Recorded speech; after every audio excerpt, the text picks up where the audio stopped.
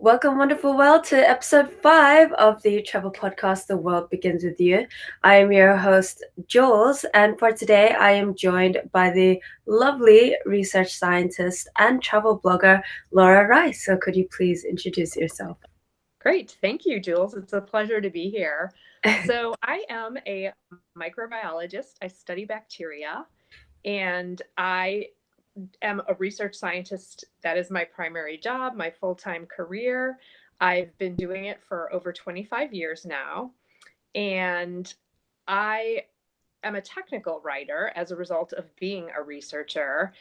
And what I've found over the years, passionate about travel, and to take a break from all the technical writing, I've recently decided to begin blogging about my travel adventures. Oh. So it's a great way to kind of balance both sides of my brain, the right and the left. It's the perfect balance as well, and I'm very glad to hear that. And it's really cool that you are a research scientist. You're like one of those people that can definitely be the next Hulk. You can be like the next Marvel superhero. But it's yeah, but it's really cool that you also get to travel as part of your job, and business travel is quite a big part of your travel adventures, right? That is correct. I travel quite a bit for business. Yep, globally. So it's Yeah, exciting. yeah, and it's really cool because you try your best to enjoy yourself during your business travel, and how, like, for those business folks that have to business travel and kind of maybe hate it, what advice would you give to them? Well, I mean, it's tough, right? Because especially if you have a family and and children, you're away. So I guess I just feel like it's an opportunity and you have to make the most of it, right? You have a choice when you wake up in the morning. You can either choose to be miserable or choose to make the most of your day. And I guess that's kind of how I approach business travel, is that it's part of my job. It's something I'm asked to do. I can choose to make it miserable or choose to make it really an adventure and enjoy the experience. I'm Yeah, away anyways. May as well make the most of it. might as well be happy. Exactly. No, but honestly, I think that is very important. Like, whenever people ask me, are you gonna go away? You're gonna be so far away from your family. Like, all I can really do and all I can really think is I have to be positive about it, and I have to be like, I do have to find the good side of it, because if I'm miserable about it, then I'll kind of stay miserable. So having the right and optimistic mindset, I mean, it might be difficult for some people, but I think it's a huge part of that. And, having that gratitude to be where you are right now. So I think that's a Yeah. fantastic tip that you gave. Yeah, Yeah. and I think it takes practice, right? I mean, maybe start out with something simple, like enjoy a nice meal, even if you have to do it by yourself. Treat yourself to something a little bit special, or Yeah. take the time to read a book while you're on the plane, or just enjoy the time, the alone time. We don't get enough of that. That's very important. I'm glad that you said that. Yeah, I mean, just like moments like downtime and alone time and time for quiet is so important. And especially with everyone and their busy lives, I just don't think we realize that enough. So thank you for that. Yeah. Yeah. But along with your more of your travel experiences, what was the moment that made you realize that you wanted to travel more and, have experiences of traveling while you go on your business trips? So I think I have kind of a different answer to this, because Mm. I think it was really more when you invited me to be part of your podcast that I realized that I've just been infected with wanderlust my whole life, Yeah. right? I mean, when I was 6 months old, my mother loved to travel, and I grew up just hearing her fabulous travel stories. She was first generation in the U.S. Her parents immigrated from Germany, and so she would go back to Europe every summer. I mean, taking the boat over to Europe with her twin sister and her girlfriends. And so I just grew up hearing these stories. And then from the time I was 6 months until the time I went to college, my mom, saved up her money and took us down to Gulf Shores, Alabama every summer. And so Wow. for me, like, I mean, travel has just always been a part of my life. Oh, bless you. And Did so, you hear me?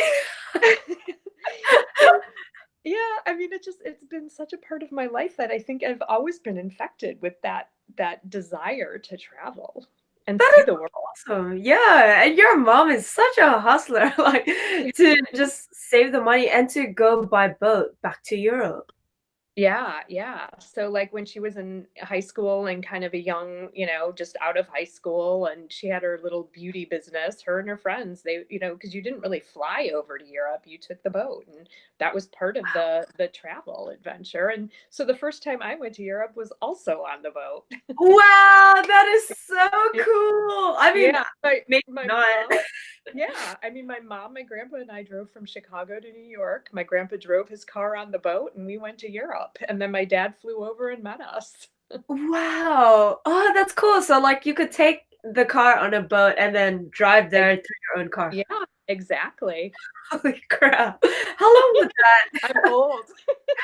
But So that's yeah, amazing. You don't so look that old. was in like 1970. Oh, wow. Actually, that is quite recent. Yeah. I Yeah, feel like that's quite recent. And how long would that journey take you? like several days. Ah, wow. Oh my goodness. Would you get seasick or have No, you ever been on a cruise? I have been on a cruise, and I mean, I love water. I've been on, live aboard dive vacations. Oh, I wow. go deep sea fishing. So, the bigger the boat, the less sick you get, I feel. Uh, wow. And so you still get seasickness even like after all this time traveling often by sea. I do. And the funniest thing is I think like Lake Michigan in Chicago for fishing, in a smaller boat can get pretty rough.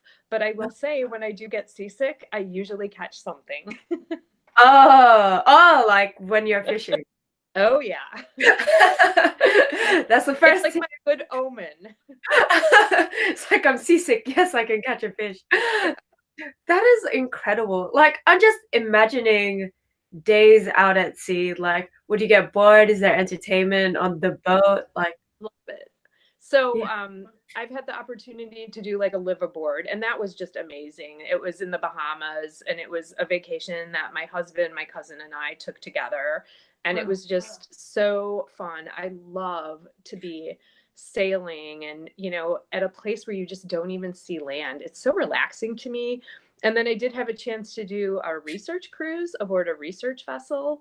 Oh, And wow. that was amazing to be like circumnavigating the Bahamas and, with scientists from all around the world and to have a chance to dive on a mission, right? Like every time we were underwater, we were actually, collecting something or measuring something. So to me, I'm a water person. And maybe it was because I went to Gulf Shores from the time I was 6 months old, but Yeah.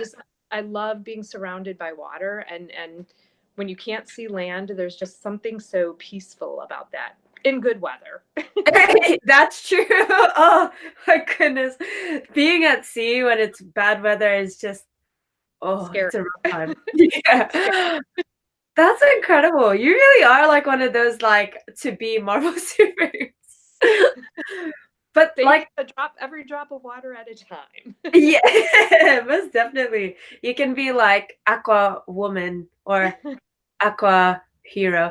But but like with that being said, what has been your favorite city so far? Because you definitely have had an extremely different experience from I think the rest of the guests so far.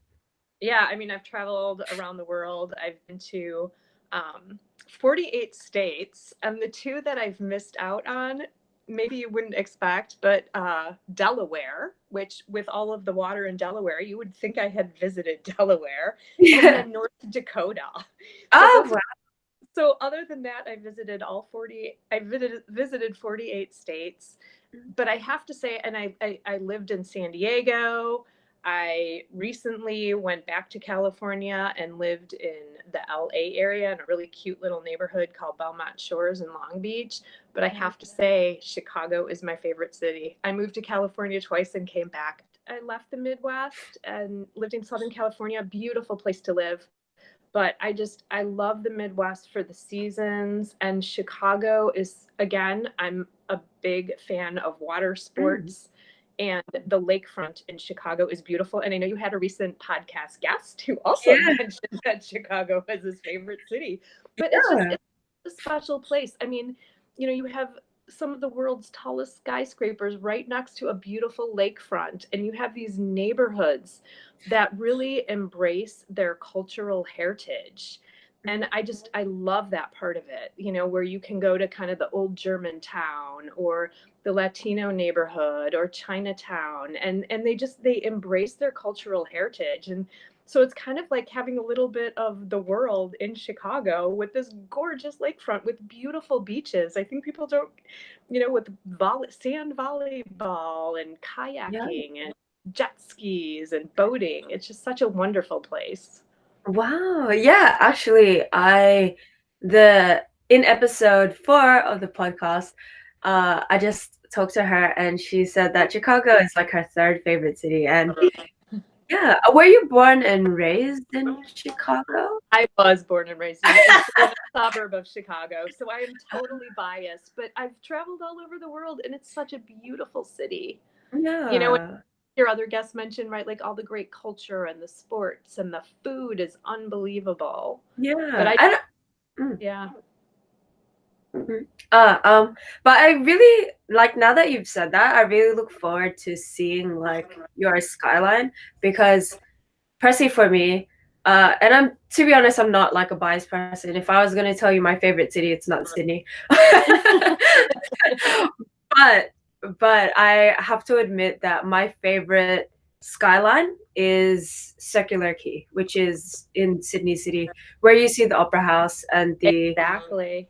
yeah, and it's beautiful, and I can't deny that. But the more that I'm hearing about Chicago, and I also heard really beautiful things about San Francisco, the more I just want to be able to know what it's like and see what it's like, because it's really lovely to hear that there are other culturally diverse areas like within America, and it's really fascinating to hear about those different cities. So yeah, you make me look forward to it. It's really Well, you and have to let me know when you visit.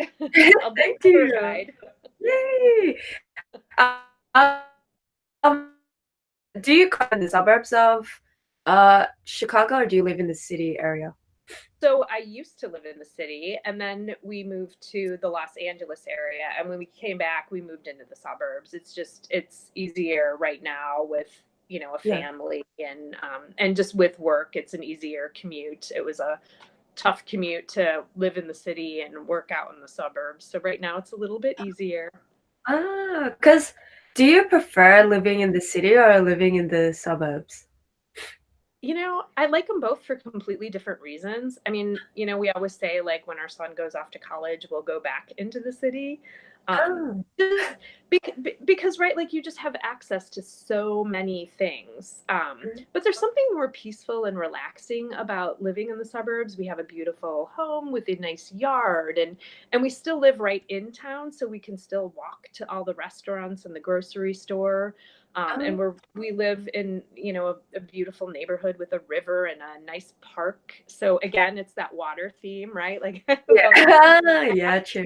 the water. Now it's a river, not a lake. But Yeah. yeah, I mean, I loved living in the city. I mean, we used to slap on our roller blades and wake up early on a Sunday morning, and it's like we owned the city, right? Like peaceful. Yeah. Were you like in your young adult or your teenage years when you were living in the city? So living in the city, young adults, so Uh, kind of just starting our careers. Yeah, ah, yeah. But no we lived wonder. like 10 years in the shadow of well. I still call it Sears Tower, but most people call it Willis Tower. But Cause like when I started, cause I also live in the suburbs of Sydney. And then when I grew older, I had to go to university in Sydney City. I currently Yeah. work in Sydney City. And when you said that you feel like you own the city, like, especially going out late, or my favorite part is being out in the city during summer. It's 9 p.m. and that's when the sun sets, and you just sort of feel invincible or like incredible when you're hanging with your friends. So it's really interesting that you say that, but like, because I lived in the suburban, Suburbia. yeah, but I lived in the suburban area of Tokyo, and I currently live in suburban Sydney. And there's something that I prefer about the suburbias, but or I'm not sure if I told you, but I'm planning to move to Berlin, and Exciting. I did not know that. oh, yeah. Yeah. So when you said you came from Germany, I was like, wow. But yeah, I'm planning to move to Berlin, and they talk a lot about like if you're away from the city center, it's not worth it. But I actually don't mind being far away from the city center. But like for example, a half-hour commute is perfectly fine with me. Like Right. at my job in Sydney, I have to do an hour and a half commute. I'm perfectly fine with that. So yeah, I was a little curious. I thought it would be like I wondered. But Yeah. in terms of like your favorite city when you are traveling, what would that city be? So I'm going to say recently we went to Italy. So last summer we visited Italy and we went to Positano. And I think part of the reason I loved Positano in Italy was just for the beaches and just the aquatic life. And it might have been different if we had stayed right in the town of Positano, but we stayed at a lovely bed and breakfast, a little bit of a hike, but for us it was perfect. I mean, we're kind of fit, active people.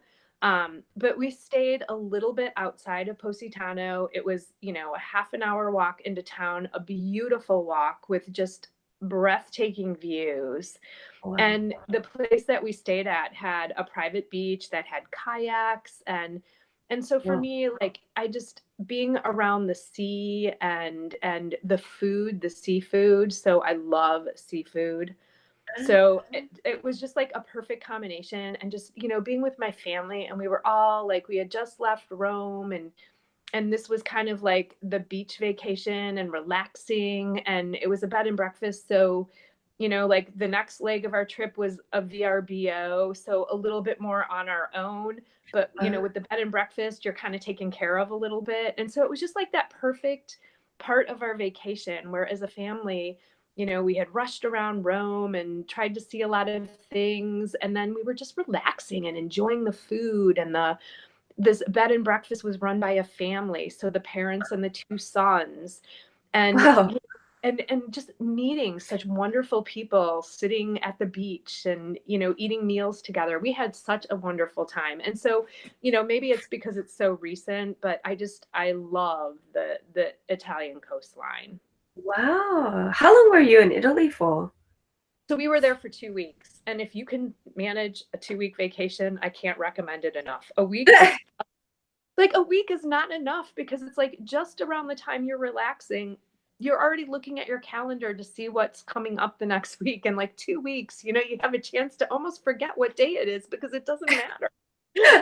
Wow, that is incredible. Yeah. And how did you find a bed and breakfast that was like family provided?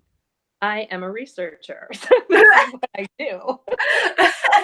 It's Did you it's find it like through Google, or like is there a website that you'd recommend? Yeah, I mean, I just did a ton of Google searches. So when we decided that we were going to take this trip to Italy, I I kind of picked out. I had visited Tuscany for work, so I decided that that was not going to be part of this itinerary. That we were going to go to some new places, and my mother had gone to the Amalfi Coast and had talked about it a lot.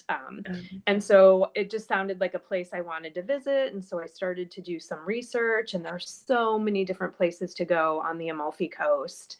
Um, And I really just, it was accidental that I stumbled across this place, because if you read the reviews, everybody wants to keep it a secret because Oh, it's a place that they That's wanted what this people podcast to is reserve. for. They want to get reservations, right? And they don't want it to fill up because it's relatively small.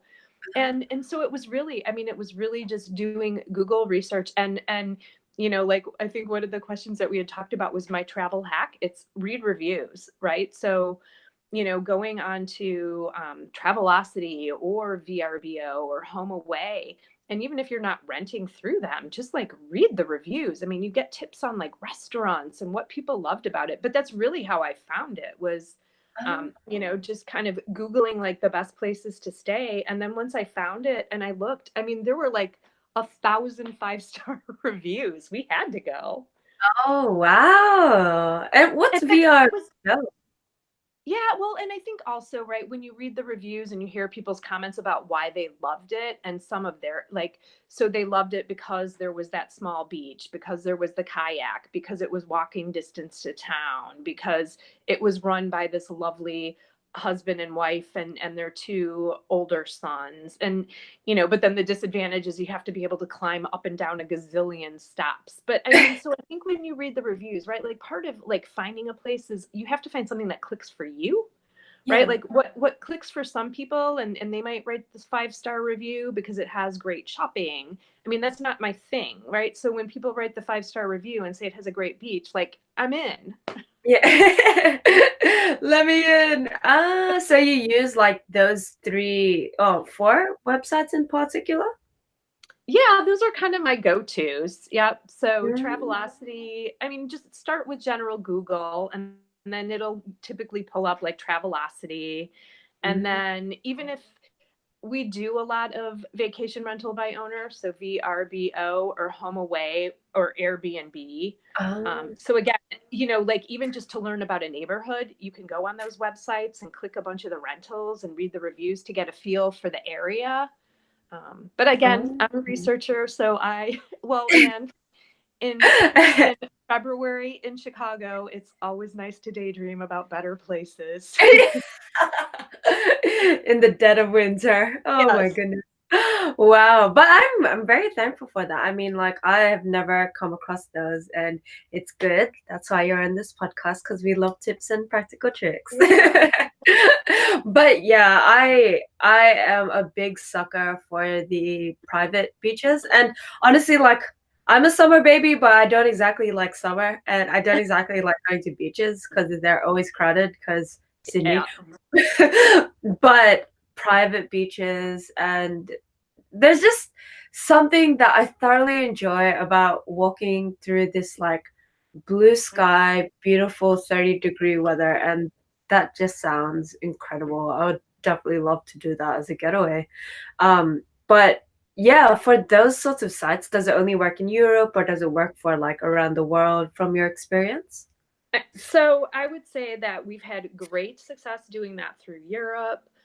We've also done a lot of vacationing in the US. So, I mean, one of my favorite vacations was San Juan Islands in the Mm. state of Washington in the United States. Oh, That was so fun because we flew into Seattle. We spent a couple days in the city of Seattle, which is absolutely gorgeous. yeah, yeah. Yeah, we rented a car and then we drove onto a ferry. And then Again. and then you take the ferry to the San Juan Islands and we rented a house right on a bay. And so we were the house came with a little tiny fishing boat. We joked that the motor looked like an egg beater, right? Like a little kitchen mixer. But but it was perfect because it was two families with all the kids and we were able to take that boat out and catch our own crab and then eat the crab for dinner. And like it was Wow. just such and then to take the car on the ferries to go visit the other islands. Like it felt so adventurous. It was such a fun vacation. And just great state parks and learning about the history of the San Juan Islands, which are really it was pretty fascinating.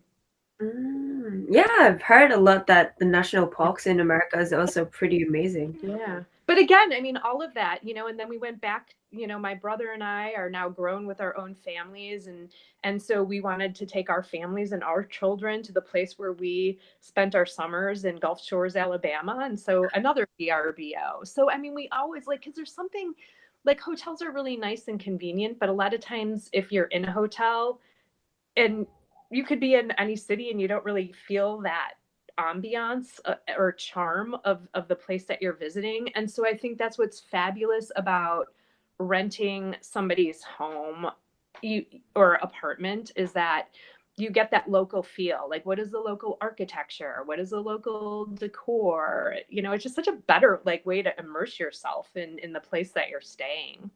That's a really cool tip and like really amazing advice because I definitely agree. Like, I would always sort of do hotel stays in Japan, and yeah, there's a certain charm into staying at someone's house. Like the feeling of homeliness, even if it's like not your own, and it's just a really fascinating like mix of experience. So it's really fantastic that you gave a sort of overview of that, like, and now I want to try it. Especially in Europe. Yeah, like for business travel, sometimes I have to stay in hotels, and that's fine too, right? But Yeah. when you have the opportunity, it's nice to try something different. But we've had great luck with it.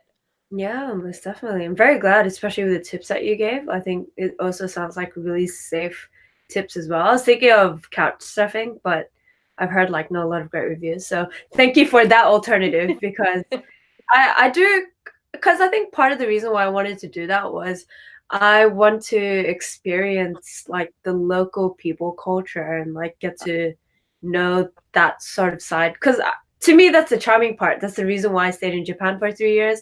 I wanted to know what it was like culturally. I didn't want to just kind of dip my feet into the water, which is what I feel like being a tourist is about. But being a tourist isn't necessarily a bad thing, but Not at all.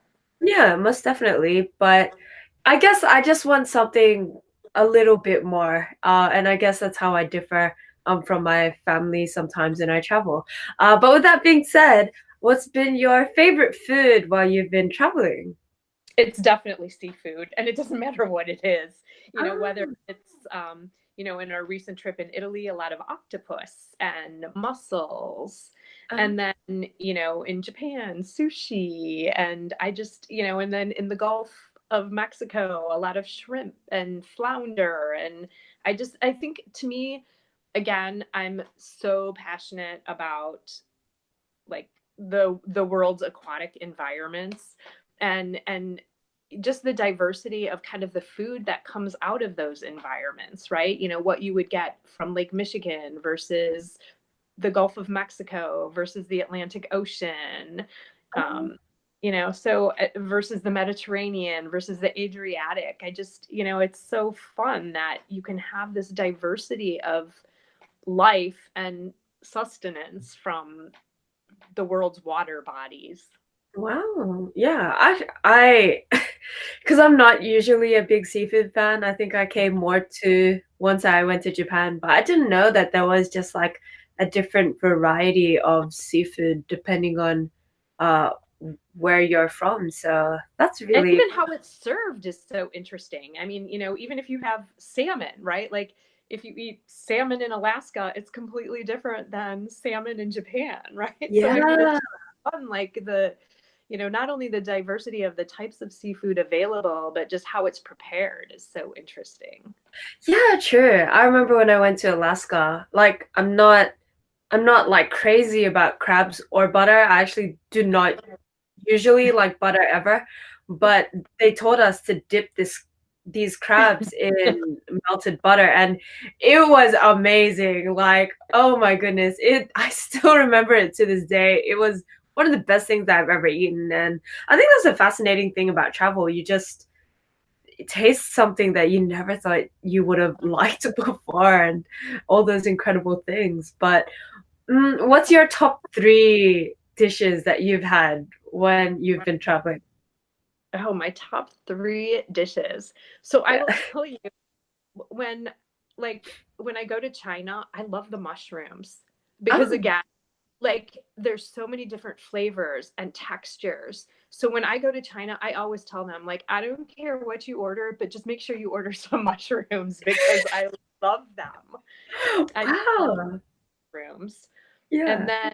then I would say like in Gulf Shores, the grilled oysters. I like because they prepare them in different ways. I mean, you can just have very simple, like I love raw oysters, but I Yeah. really enjoy grilled oysters because again, like raw oysters are pretty basic, but when you grill them, you can prepare them in different ways. So you can just have a basic grilled oyster, or sometimes they'll put chorizo, like a nice spicy sausage and a jalapeno and a little bit of cheese, or maybe some spinach and white wine.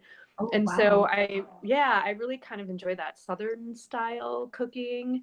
And then, I mean, like I could die for risotto. Like if I were on a deserted island and I can only bring one food item with me, it would be risotto.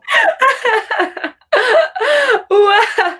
So definitely like Italian food as well. Wow. It's Oh just my. such a great basic. Like you can do a million things with risotto. You know, you can make it cheesy. You can put seafood in it. You can put vegetables in it. Like it's just such a great base, like a nice creamy, good stick to your ribs comfort food. Ah, wow. There's always been like a big myth in Sydney, and I think it's because I watch MasterChef that risotto is like really hard to pull off perfectly. But the risotto that I've had is definitely very nice, but it's really interesting to hear that perspective of seafood. I've never heard someone like really, really enjoy their seafood, but I have to admit that if you go to those uh I guess more tropical sort of areas and you try seafood, it's just some kind of wonderful. It really is. It Thank you really for that. is. Yeah. Yeah. So with that being said, has there ever been a moment where it's shattered your travel stereotypes? So again, this is kind of interesting because I guess I don't even think that there are travel stereotypes. And so for Yeah. me, it's kind of, like reading articles about travel and looking at how much information is out there currently around female solo traveler. Yeah. Um, to me, like it's so interesting because I guess I just thought that was normal. So right, like because I just for business, right, like and with my mom traveling and then I was traveling, like I just thought that was kind of normal. But what I do love about it is I grew up in that situation and I had that kind of support system behind me that told me that it was normal. And so I didn't Yeah. even know it was a stereotype. And Yeah. so, what I really appreciate about that kind of being brought into the forefront is that it's encouraging a lot of women who might be afraid to travel to just get out there and explore the world. So, Yeah. to me, it was kind of like I didn't even realize there was a stereotype until people started to write about it, and I was like, oh my gosh, like that's so true. Like I was just always encouraged to like go out and explore the world, but there are other women who haven't had that encouragement or felt safe doing it. And so like I really appreciate, all of the bloggers and the writers and the tour operators out there who are really encouraging women to just, don't wait for a partner or somebody to travel with. Just get out there and do it and have fun and see the world. So I think that's kind of a cool thing. Oh, that is really, really fantastic to hear. Because, I mean, as someone that comes from Asian descent, I'm Filipino, and my parents were and are super, super strict. Like, I really wanted to travel for a long time, but my parents were just like, you can't travel by yourself. Or even, like, even though I'm 26 right now, like, if I come home late, they're like, why do you come home late? You know, it's not safe for you, blah, blah, blah, blah. But, I think it's really cool and really important to break that travel or to break the stereotype that women can't defend themselves or they have to be with a partner in order to enjoy their life. Like Right. some Right. I mean it's nice to be with a partner, but I mean that's kind of not fair. I mean like if men are encouraged to travel by themselves, I mean why can't women? I mean we're both equal just in Yeah. different ways. Yeah. So Exactly. yeah, it's really fantastic that you brought that to light. And what would you recommend for any of the women solo travelers out there? So, I mean, you definitely have to travel smart, right? So again, that's where you have to do research. Yeah. And then, if you can connect with somebody locally, I think that helps, like especially at the start of your visit, just so, maybe like some kind of a local tour operator can kind of give you the lay of the land where you can go safely. I mean, for me, that's, a lot of times if I'm traveling for business, what I love about that is that I get to meet local colleagues, right? So if I'm traveling to China or in Europe, I haven't been to South America yet. I'm hoping to get there. But when I'm traveling, I'm usually working with local employees of my company, and so a lot of times, they can give me tips. Oh, Or again, just doing online research. If you are staying at a hotel, you can ask the hotel for tips on where you can go. And I always make sure, like, especially traveling in countries where I'm not comfortable or very well versed in the language, I always get cards. So I know, like, if I yeah. get in a cab, or I can tell people where to take me to get back to Ah, my hotel or where I'm staying. And oh, then that's and then smart. again, like even if you're staying in a VRBO or an Airbnb, usually the host meets you when you check into that rental. And again, they're very useful in helping you kind of navigate the local area. And they'll typically spend a lot of time with you because they want you to enjoy your visit and write good reviews. So they'll give you great tips on where to eat and where to go and where not to go. Oh, I did not know that because I've done Airbnb before, but like I never saw my house. But I think that's a really important tip for solo travelers, especially. Yes, It's yes. yeah, Like it's amazing. take advantage of all that support, is or Yeah, go to a hospital and it's kind of the same thing. There's usually people that can help you navigate, or other people staying there that will help show you around. And again, I think that's especially important like early in your stay, and then you can get a little bit more confident and venture out on your own.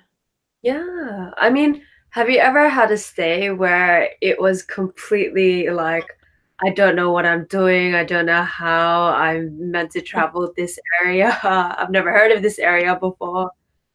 So I did in a very strange place. It was Portland, Maine. And Oh, of all things. So, yeah. so yeah, I was kind of visiting, some customers and some work colleagues in a remote part of Maine, and I had an early flight in the morning, and so I thought, oh, I'm going to be smart. Instead of driving late at night, or instead of driving early in the morning and having to leave when it's still really dark out, I'll leave in the evening and I'll drive to Portland, Maine, and I'll get a hotel room. Well, I'm not even sure what was happening in the city of Portland, but there was not a hotel room to be found that didn't cost like $600 or more. And I was like, Wow. I can't, I can't do that. So finally, the one of the concierges at the hotel that had the $600 room told me, because I told him, like, I cannot, like, I will get in so much trouble if I expense it. So Yeah. oh, I just called this hotel down the road and they have one more room left. So if you hop in your car and you drive over there, you can get it. So I pulled into the parking lot, and I I could just tell like this was not like necessarily a safe place to stay. Yeah. And when I got into the hotel room, it was kind of odd. It was more like a motel, which can be nice. Like we've stayed at cute, charming little motels in Michigan. But Yeah. this one was kind of like maybe a little bit how can I say, like, run down. It was not well cared for. And so when I checked in, you know, the lobby was not very nice, but I was like, okay, it's one night. I can do this for one night. Yeah. And it was just, I walked into the room, and it was raining and water was leaking. It had two doors. It was the weirdest thing. So it had like a door on the front side and the back side, and it was raining and it was leaking under the doors, and the carpet was wet. And Wow. so like when you walked on the carpet, it was like squishy. And then the room just smelled horrible. So I I just Sorry. like at that point I was like, you know what? It's one night. I'd rather be camping, right? Like I'd rather be sleeping on the earth with bugs. But I was like, I'm just gonna lie on the bed. I'm not taking my clothes off. It's one night. I can take a shower when I get home in the morning. And so I took the bed cover off and I slept on top of the sheets in my clothes. Oh my gosh. And in the morning, I brushed my teeth and went to the airport. Did you use a water bottle? Oh my gosh. It was Oh. just, like I said, like, I mean, of all the places I travel, like, I mean, I've been to interesting places in China, right? But it's like in Portland, Maine, like sometimes when you travel in China and I go visit some of our customers, I mean, they don't have women's bathrooms, or if they do, it's like a hole in the ground, or even in like some parts of Europe, right? When you get into these remote areas. But like I didn't expect that in Portland, Maine. Yeah. That's America, right? I'm thinking like that's an American state, right? It is, yes, on the East Coast. It was on the East Coast. And That's right, like there are wild. places that, all over. It's just like I mean, I thought I was by the airport and like I was just expecting something different. Yeah, that's a wow. I can't. It reminds me of like the start of a horror story. It always starts in like a hotel, motel. Good point. So when I start my creative writing, maybe I'll have to make that the start of my story. Honestly, hotels and motels can be like so creepy, but since I've seen it so much in like pop culture, it's kind of like an eerie place. I'm like, I feel like I'm in a movie. There's probably an alien that's about to come out, but I'm ready. Yeah. It's amazing, right? It's part of the adventure of traveling. It is totally part of the adventure. And like I said, I just laughed about it and I'm like, you know what? It's one night. Like you can do anything for one night. And I mean, like when you go under these sorts of experiences, it just broadens your perspective. Like I remember I had to like I went to New Caledonia and then I had to go to a toilet. It was pitch dark. And the thing is, I've stayed in like people's houses that don't have a bathroom, that don't Right. have a refrigerator. But yeah, I was in New Caledonia. The lights were off. I mean, it was a normal toilet, like not a whole toilet, but the lights are off. There was no toilet paper. I really didn't trust myself actually sitting on the seat because I couldn't actually see the toilet. I could kind of like see the rim of it. And I couldn't put anything on the ground because I'm pretty sure the ground was like half water, half something else. And I was just like, oh man, this is like the dodgiest toilet that I've ever been on. And I've been like on a lot of really Oh dodgy yeah. toilets. Yeah, like, and the thing is, I've been to the countryside, I've seen holes in the floor. I Yeah. have toilet because my grandma taught me how to toilet like doing the squat. So like I like all of those experiences of being on a toilet just like flashed before my eyes until I was like there. It's incredible. You don't know what you'll experience until you get But there. even from that crazy like a hotel, like I mean, I learned, right? Like, Yeah. sometimes don't wing it with your travel plan. When you have a good plan, stick with it and don't wing it. So I Yeah. it was kind of a mistake I made in the execution of my plan. So I'm a little more careful because of the experience. But that's how we learn, That's how we Yeah. become like seasoned travelers, right? Yeah. And I mean, if we don't listen to these sorts of stories, you don't realize that these things can very well happen until you're there, right? Like I thought I was being so smart. Like I'm gonna drive while it's light out. I'm not gonna wake up when it's still dark out and I'm tired and it's early in the morning and the coffee shop's not even open. Yeah. Oh my goodness. Yeah.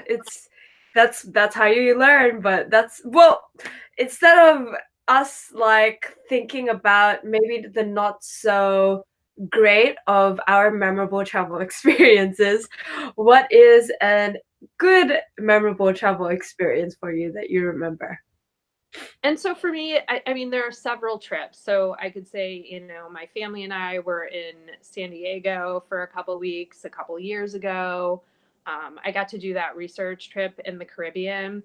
But for me, like my favorite part of vacation is, maybe being busy during the day, whether it's sightseeing or on the research trip diving and working in the lab aboard the ship, but it's kind of like being busy during the day and enjoying the place that you're at and seeing things and doing things. Like in San Diego, like every morning we'd go out and do something a little different. We'd come back in the afternoon and we'd go boogie boarding. But then it was like that evening hour. Like to me, like I love being, in an active kind of water sport vacation mode during the day, but then those evening hours when you just kind of like, oh, let's unwind, let's reflect on the day, let's have a nice glass of wine, let's barbecue. So for me, like those are my special vacation moments. It's, kind of that twilight hour, right? Where, you've just had an amazing day and you're reflecting on the day and you're just kind of slowing down and enjoying time with the people that you love, whether it's friends or family. Like to me, like those are my special moments. Wow. Like it's really interesting because especially for me, my sort of, I guess, twilight hour or the time where I like to wind down is actually my mornings. Like I feel, Yeah. yeah, like I have a tendency to wake up very early in the morning and then have coffee in silence for like half an hour. I know that sounds a little weird, but like I don't, Yeah. but like I don't I don't even look at social media. I literally just drink coffee in silence. Like I don't even listen to news, but it just helps me. And I don't know why, like thinking about it, I don't know why I'm unwinding in the morning.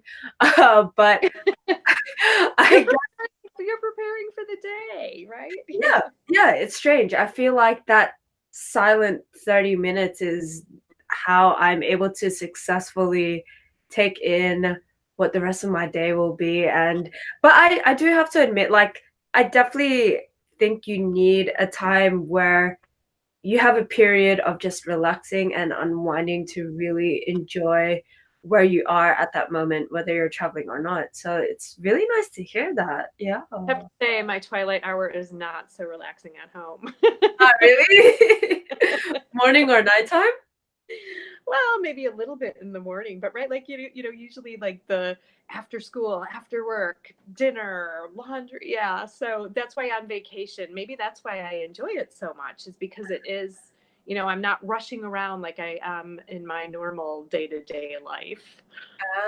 Yeah, yeah, I 100% agree. I mean, that's the best part about vacations for a lot of people, because I know some people are just like, go do everything. But Yeah. like, I think the best part about vacation is that period where you don't do anything in a place you have never been to before. And there's something strangely wonderful about that. So really nice. Yeah. Is there like a specific country or city where you're just like, goodness, this feels fantastic? For me, it's Hawaii. I'm just like, I don't like summer, but I'll love summer here forever.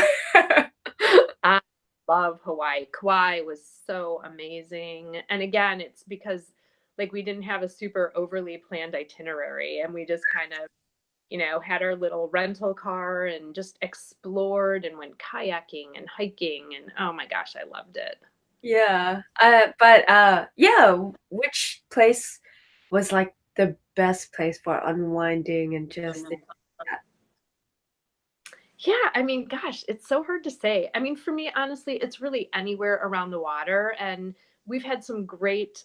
So I lived in San Diego for a while. My husband is from Southern California, but there's something about going out there. I mean, it's really crowded, but we like if we go out there, we typically stay near the beach, and I love just kind of like being able to walk everywhere. So you're at the beach, you can walk to the restaurants. Like in the afternoon, we do go out boogie boarding. And so for me, like honestly, anytime I'm close to water, I am totally in my element, right? Whether it's San Diego, or like recently as part of our trip to Italy, we were in Rome. We went to Amalfi Coast, and then we went to kind of the heel of the boot, a region called Puglia.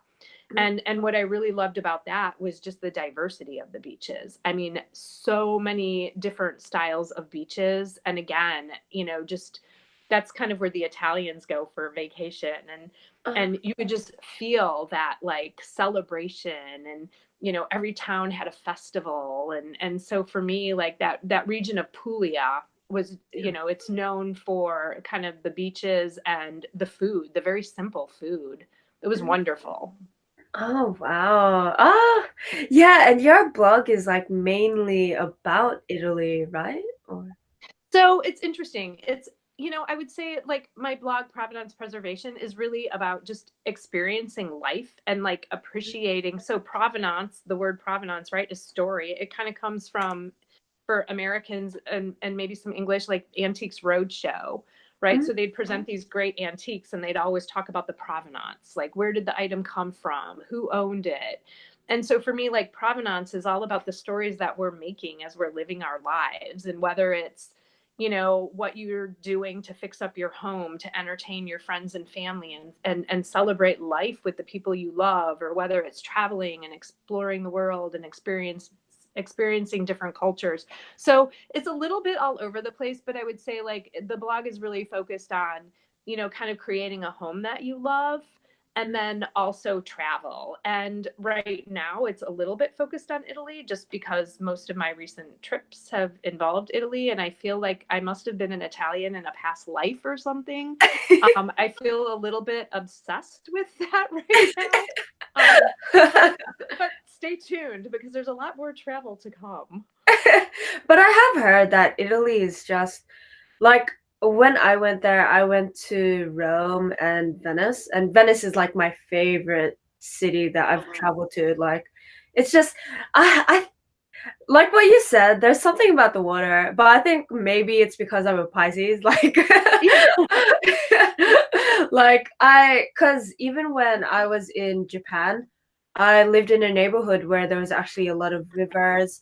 I Yeah. lived like 10 to 15 minutes near a park where it has a huge, humongous pond, and it's filled with just like turtles and ducks and koi fish. And I yeah, I agree. Like, there's something about just walking at the side of the sea, or like even when I'm on a cruise, just watching the sea. Because I don't actually like swimming. I just like being next to the sea for some reason. I think it's peaceful to watch the light, like the sunlight glistening on the water. I actually, when we were on vacation, I took like a 5-minute video of the sunlight glistening on the water because it was so beautiful. And I'm like, you know what? When I go home, I'm gonna need to like watch this all the time to relax. Set as like your video background screen or It something. is. So if you ever need like water glistening or sunlight glistening on the water, I've got the video for you. But it's beautiful, and there's like, I don't know, there's something really calming about it. Even my brother, he hates water. Like, he hates the rain and he hates the sea for some reason, but he's also the type of person that likes watching the sea, or like likes to be by the sea. Maybe that's why I don't like being in the water. I prefer being like by the Right sea. near it. Yeah, but there's definitely something calming and peaceful about being near it. So I definitely It agree. too, But like the breeze, the sound of the waves, the smell, it has a smell to it. It's just, yeah, yeah. and temperate. Like, Yeah. yeah, I don't know why, but water is nice. But with that being said, what is, I mean, you've traveled to like quite a lot of places so far, but what are the next three places that you'd like to go that are on your top, the top of your bucket list? So I love to travel. So, I have that list, right? You're always thinking about where you're going to go next. Yeah. So, um, so for me, like one of my dreams is to go, and I don't even know so much that it has to be a certain place, but I'm looking for a certain experience, right? So it could be Costa Rica, it could be somewhere else, but for some reason in my mind, I kind of have Costa Rica in mind. But I want to do a women's surf camp, and I want to go by myself. Like I want to go all alone. So I'm encouraged to kind of meet new people. But I want to go to maybe like Costa Rica or somewhere similar and do like a yoga surf camp. Like, Wow. I You just just want do to, this. I don't surf. I tried. I'm totally clumsy and I just don't have the coordination to pop up. but But if I spent like a week with a bunch of other women and just like I imagine like, waking up and drinking mango smoothies and then going and doing like yoga and then having some tea and like some wonderful fresh seafood for lunch and then spending the afternoon out in the ocean surfing, like that is like my dream. That sounds incredible. Like now that, because like I've never thought about neither yoga or surfing, but now that you've explained it in that sort of light, I'm like, man, that does sound relaxing. Yeah, and then like, going to bed like early and reading a nice book and then waking up in the morning and doing it all over again. Like that's number one for me. Yeah. Um, yeah, that's my number one. And then I've always wanted to go to Thailand and Bali. You haven't been there before. I'm under the No, impression that you have. no, and that is definitely somewhere I have to go. Thailand and Bali. Oh, wow. Yeah. Actually, like now that you've mentioned it, it just like suddenly popped up. But in terms of like research and like your research travels, which one has been the most interesting one for you? Oh gosh, that's a fantastic question. And I mean, I'm sorry, I have to come back to Italy again because part of this whole obsession with Italy started with that silly movie Under the Tuscan Sun. I don't know that movie. Like, Okay, explain. so it's about, yeah, and there's a book, and it was a really popular movie in America with starring Diane Lane, and she is divorced and she is trying to figure out what she's going to do next, and she ends up in Italy buying a villa and then rehabbing this villa, right? So fixing it up and making it her home. And so that's kind of like how this whole trip to Italy started was, I had watched the movie for probably the 1,050th time. And because, right, what a cool dream. Go to Italy and buy a villa and fix it up and live there, right? Yeah. So how this all started out was just one morning joking with my cup of coffee, joking around with my husband on some horrible, again, probably maybe January morning, that gosh, can you really buy a villa in Italy? And how much does a villa in Italy cost? And so I just started Googling it, right? You started researching it. Just started doing the research. And then I came across these like really interesting little houses in the Puglia region on the Adriatic Sea called Trulio. And I was like, oh my gosh, these little houses are so charming. And so, like, it was just this whole snowball effect because I was like, oh, we're thinking about going to Italy. Well, then we have to go to that part of Italy because we have to see Trulia. And maybe if we go there, maybe we could get one as a souvenir. It didn't happen, but it was a plan. Close enough. Close It enough. was a plan, but yeah. Wow. So So that's that's how like it started. that's like my funny story about doing the research, right? Is that like it started out with a movie. It started out with this concept of can you really buy a villa and how much does it cost and can you fix them up? And then like next thing we knew we were visiting, right? Yeah. So now I better start research on Thailand and Bali.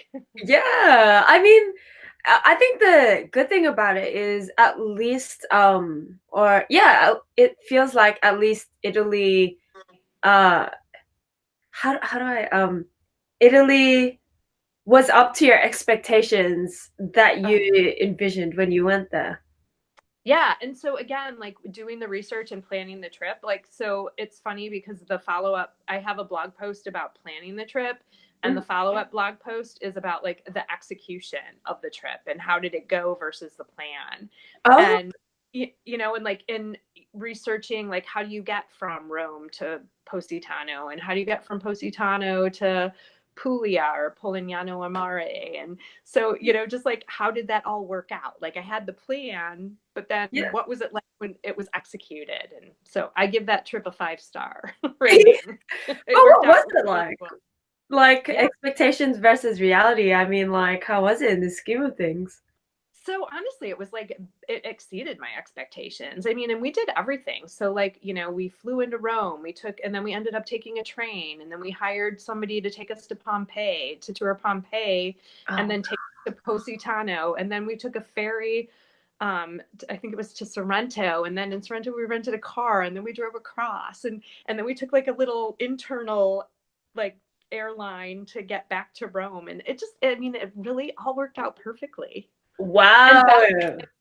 exceeded my expectations because there's so many different places to stay in Puglia. I had a really hard time picking one, and I didn't want to have to, like, I just wanted to kind of pick a place and feel like we could settle in and relax and get to know the area rather than trying to jump around and see everything.